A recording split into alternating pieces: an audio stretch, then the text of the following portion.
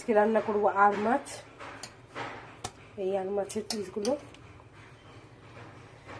তো এর মধ্যে হলুদ লবণ মাখিয়ে নিই।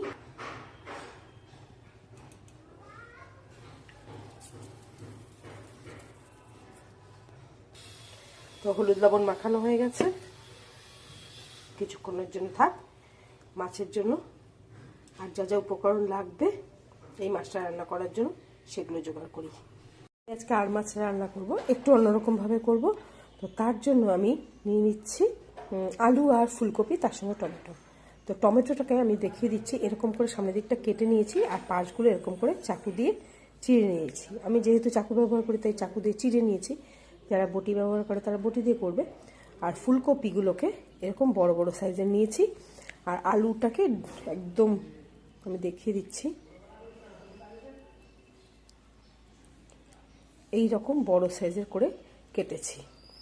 তো এখানে এই জলের মধ্যে আলু, ফুলকপি, টমেটো আছে, এর সঙ্গে আমি ধনে পাতা দেবো আর কাঁচা লঙ্কা দেবো, দিয়ে এগুলোকে একটু বয়েল করব। বেশ খানিকক্ষণ বয়েল করব, যাতে আলুটা একদম সেদ্ধ হয়ে যায়, ফুলকপিটাও সেদ্ধ হয়ে যায়, একদম গলে না যায়, যাতে মাছের ঝোলে যেন থাকে। তো একটু অন্যরকমভাবে রান্নাটা করতে যাচ্ছি। তো তোমরা দেখো কীরকম হয় আমার রান্নাটা। তো এরকম সেদ্ধ করে নেব, একদম গলেও যাবে না, আবার মানে শক্তও থাকবে, যাতে খেতে ভালো লাগে।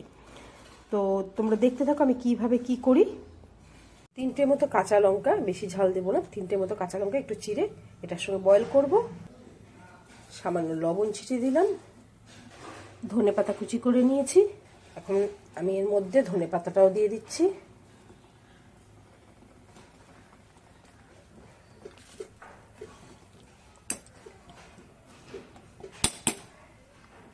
ভালো করে সেদ্ধ হওয়ার জন্য ঢেকে দিলাম। পেঁয়াজটাকে আমি ঝিরি ঝিরি করে কেটে নেব, একদম মিহি ঝিরি যেটা বলে সেরকম করে পেঁয়াজটাকে কেটে নেব।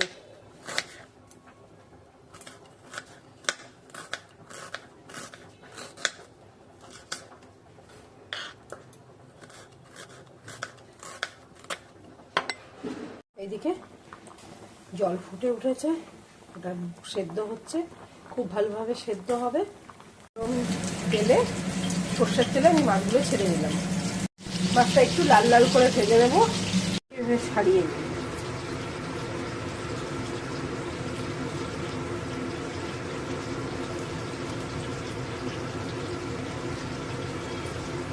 ভাজার সময় সুবিধা হবে।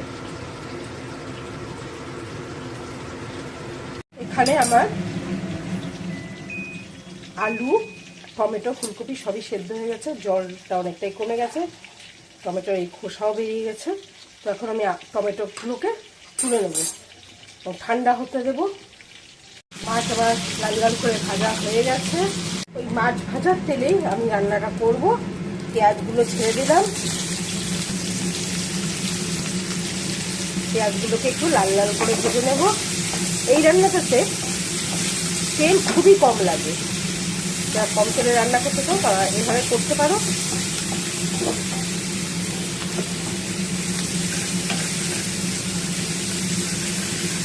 এই গরম টমেটোগুলো এখন ঠান্ডা হয়ে গেছে। তো এখন আমি এই টমেটোগুলো খোসাগুলো তুলে নিচ্ছি। এগুলো কিন্তু ধনে পাতা, এটা ধনে পাতা। হ্যাঁ, টমেটোর সঙ্গে উঠে এসেছে ধনে পাতাটা, যেটা আমি সেদ্ধ করেছিলাম ওখানে।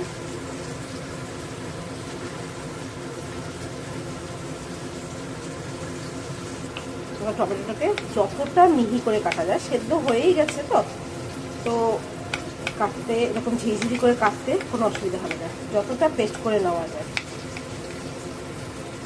চাইলে মিক্সিতেও পেস্ট করে নেওয়া যায়, কিন্তু আমি এরকমভাবে করবো।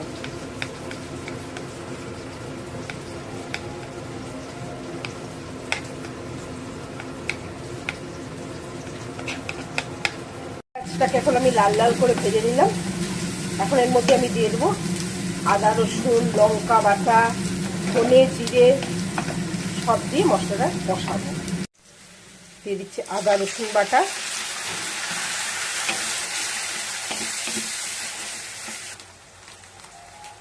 ধনে গুঁড়ো 1 চামচ মতো, আর জিরে গুঁড়ো 1/2 চামচ।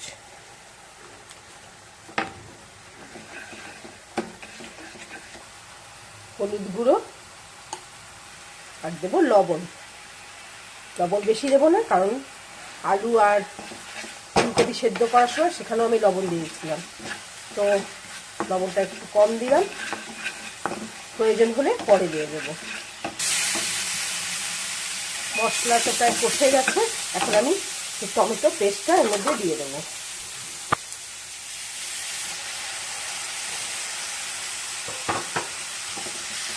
তার সঙ্গে আমি কাঁচা চেরা লঙ্কাও দিয়ে দিলাম।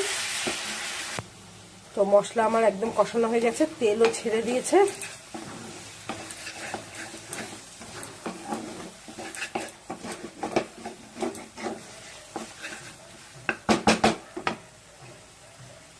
এখন আমি এর মধ্যে সেদ্ধ করা সেই জল, আলু, ফুলকপি, ধনেপাতা সব একসঙ্গে ঢেলে দিলাম।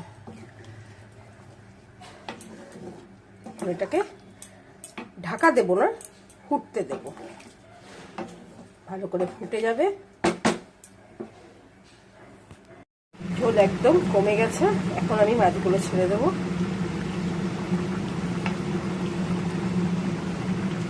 মাছগুলো ছেড়ে দিয়ে এখন কিছুক্ষণ আবার ফুটিয়ে নেব।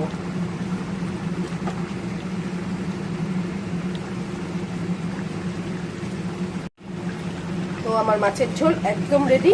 এটা টেস্ট করে দেখি কেমন হয়েছে। রান্না তো করে ফেলেছি, এখন দেখি টেস্ট করে।